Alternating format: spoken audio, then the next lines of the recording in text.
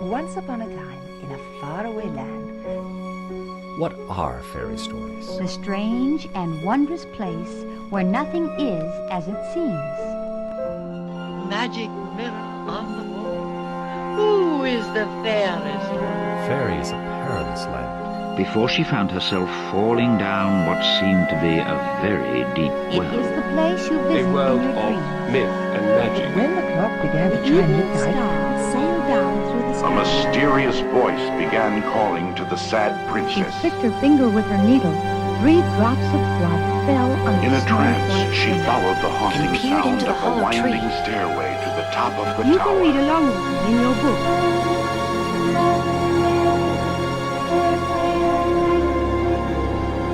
she waved her wand and said the magic words. Let's begin now.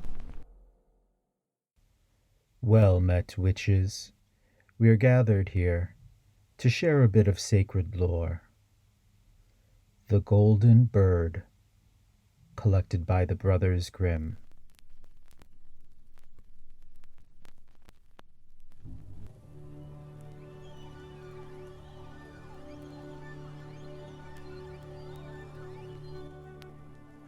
A certain king had a pleasure garden, and in this garden there was a tree that bore golden apples.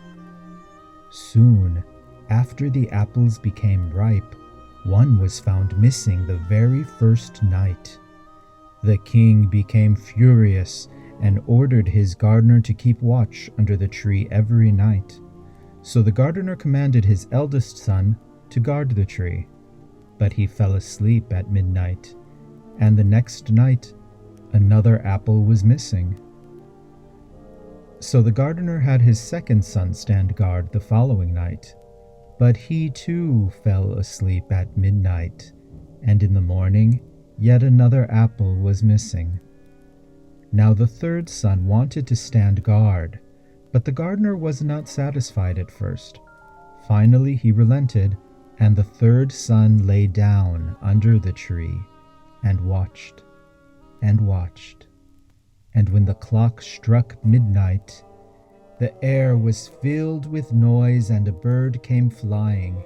It was made entirely out of gold, and just as it was about to peck off an apple with its beak, the gardener's son stood up and hurriedly shot an arrow at the bird. However, the arrow didn't harm the bird other than costing it a feather as it quickly flew away. The next morning, the golden feather was brought to the king, who immediately assembled his counselors, and everyone declared unanimously that a feather like this was worth more than the entire kingdom.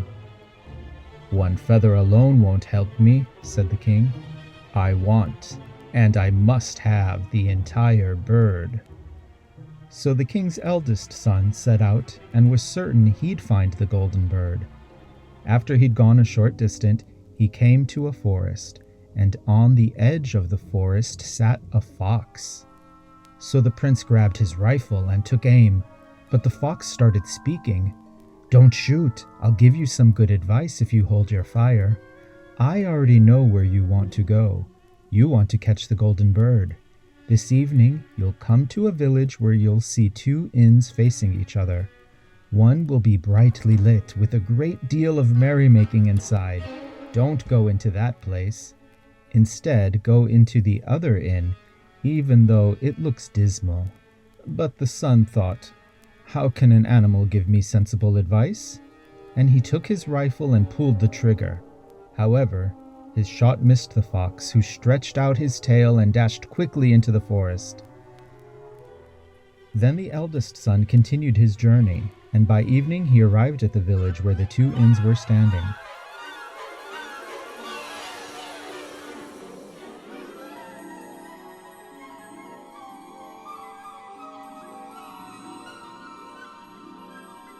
In one of them there was singing and dancing,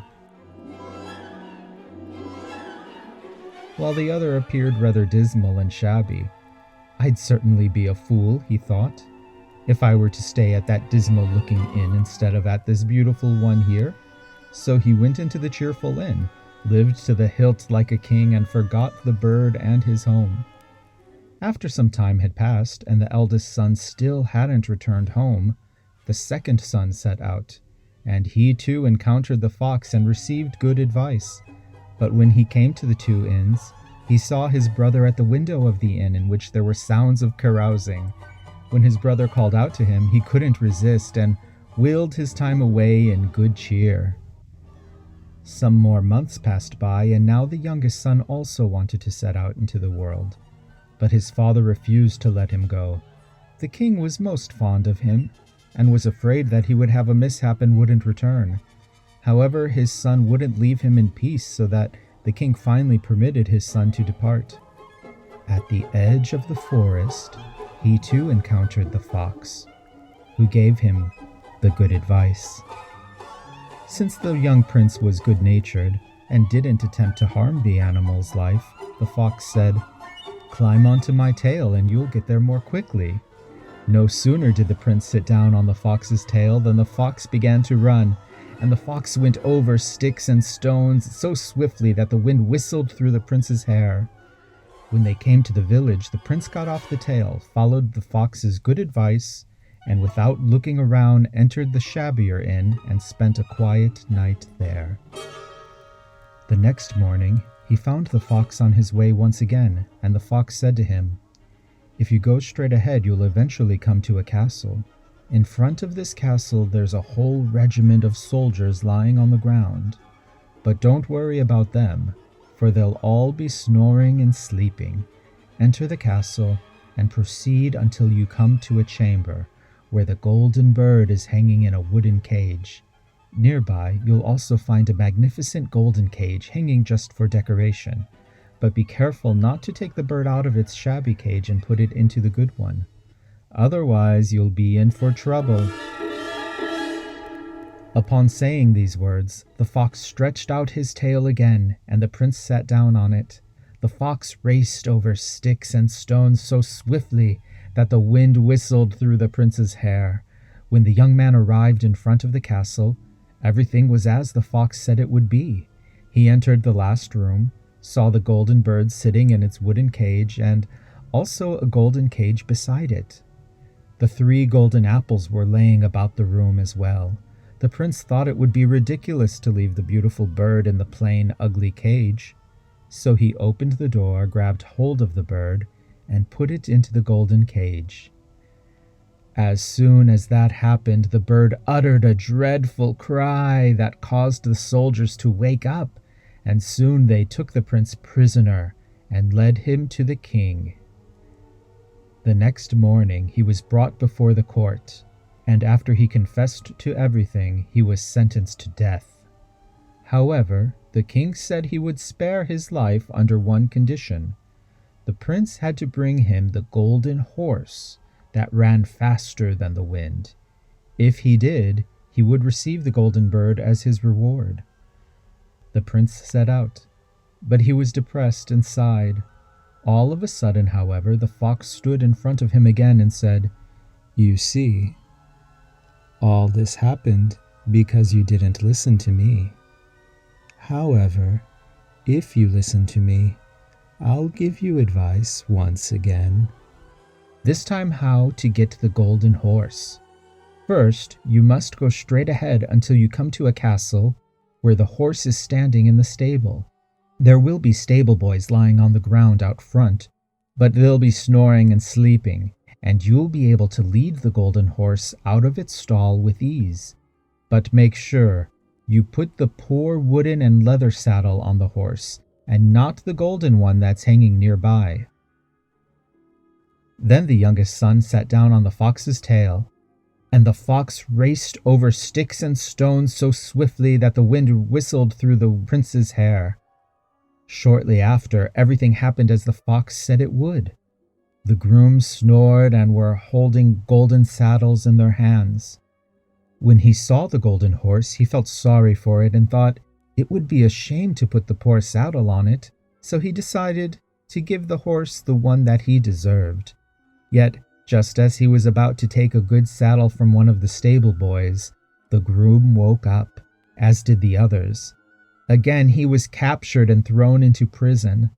The next morning he was sentenced to death again. However, his life would be spared, and he would be granted the golden horse and the bird as well, if he fetched the marvelously beautiful princess. So the son sadly set out on his way, and soon the fox was standing there again. "Why didn't you listen to me? You'd have the bird and the horse by now. Nevertheless, I'll give you advice one more time. Now go straight out, and toward evening you'll come to a castle. At midnight, the princess will go to the bathhouse to bathe herself. You're to go inside and give her a kiss.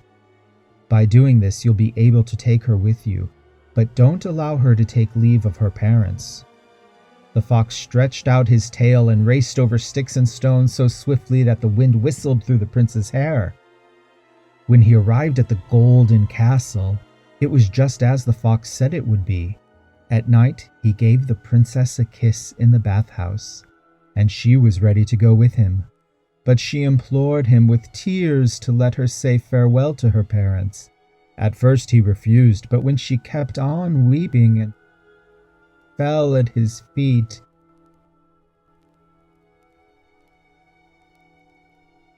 he finally gave in. But no sooner did the princess approach her father than he and everyone else in the castle woke up, and the young man was taken prisoner. The next morning the king said to him, "You may have my daughter only if you remove the mountain that's lying in front of my window and blocking my view. You have 1 week to perform this task." This mountain, however, was so huge, so very huge, that it would have taken all the people in the world to carry it away. And after he had worked for 7 whole days and saw how little he had accomplished, he became very worried. However, on the evening of the 7th day, the fox appeared and said, "Go lie down and get some sleep. I'll do the job for you." The next morning, when the young man awoke, the mountain had vanished. So he went cheerfully to the king and told him that the mountain had been removed, and he was now to give him his daughter. So the king had to do this, and the two of them now set out together. However, the fox came and said, "Now we must have all 3, the princess, the horse, and the bird." "Yes," said the young man, "if you can do all this, but it will be very difficult for you." "If you only listen, things will work out," the fox replied. "Now when you come to the king who demanded the marvelously beautiful princess, tell him, 'Here she is.' There will be enormous rejoicing. So mount the golden horse that they must give you, and shake hands with everyone and say goodbye. Make sure that the beautiful maiden is the last person, and when you've clasped her hand, swing her up to you in one motion and gallop away." Everything went as planned, and the fox spoke once more to the young man. "Now, as you approach the castle where the golden bird's being kept, I'll remain with the princess before the gate, then ride into the castle courtyard. They'll see that the golden horse is the right one, so they'll carry out the golden bird. You remain sitting and tell them you want to see if the bird is the right one. As soon as you have the cage in your hand, you race away." Everything went well, and as soon as he had the bird, the princess got on the horse again, and they continued to ride through the vast forest. Then the fox came and said he wanted the young man to shoot him and cut off his head and paws. However, the young man absolutely refused. "Well, then," said the fox, "at least I'll give you one last piece of advice. Beware of 2 things. Don't buy flesh that's bound for the gallows, and don't sit on the edge of a well." "That's not so difficult if that's all there is to it." So now the young man continued his journey with the beautiful maiden until he finally came to the village where his 2 brothers had remained. All at once there was a great commotion and uproar, so he asked what was going on, and he was told that 2 men were about to be hanged. When he came closer to the scene, he saw that the men were his brothers, who had committed all sorts of terrible acts and had squandered all their possessions. "Can't they be pardoned in any way?" the young man asked. "No, unless you're willing to spend your money for these crooks and buy their freedom." The prince didn't think twice about it and paid what they demanded. His brothers were set free, and he continued the journey in their company. When they came to the forest where they had first met the fox, it was cool and lovely there, and the two brothers said, "Let's go over to that well and rest a while. We could also eat and drink." The young prince said yes, and during their conversation he forgot the fox's warning and sat down on the edge of the well, not suspecting any evil doing. But the two brothers pushed him backward down into the well, took the maiden, the horse, and the bird, and went home to the king. "We've managed to capture all this, and we've brought you everything." There was great rejoicing, but the horse refused to eat. The bird didn't sing, and the maiden sat and wept. Meanwhile, the youngest brother lay down in the well, that fortunately was dry, and even though he hadn't broken any of his arms or legs, he couldn't find his way out. The old fox came once again and scolded him for not listening, because otherwise this would not have happened. "Nevertheless, I can't help myself, and I must help you out. Grab my tail and hold on tightly." Then the fox pulled him up to the top. When they were above, the fox said, "Your brothers have posted guards who are to kill you if you cross the border." So the prince put on the clothes of a poor man and succeeded in reaching the king's court without being recognized. No sooner was he there than the bird began to sing. The horse began to eat, and the princess stopped weeping. Then the prince appeared before the king and revealed his brother's crimes and how everything had happened. So the brothers were seized and executed, and he received the princess. Later, after his father's death, he became king as well. Many years later, the prince went walking through the forest again and encountered the old fox, who implored him desperately to shoot him dead and cut off his head and paws. This time the prince did it, and no sooner was it done than the fox turned into none other than the brother of the beautiful princess, and was finally released from a magic spell. The end. When we next gather, we'll continue our sacred lore with another tale of the third son. Until then, may all your adventures in fairy be filled with wonder.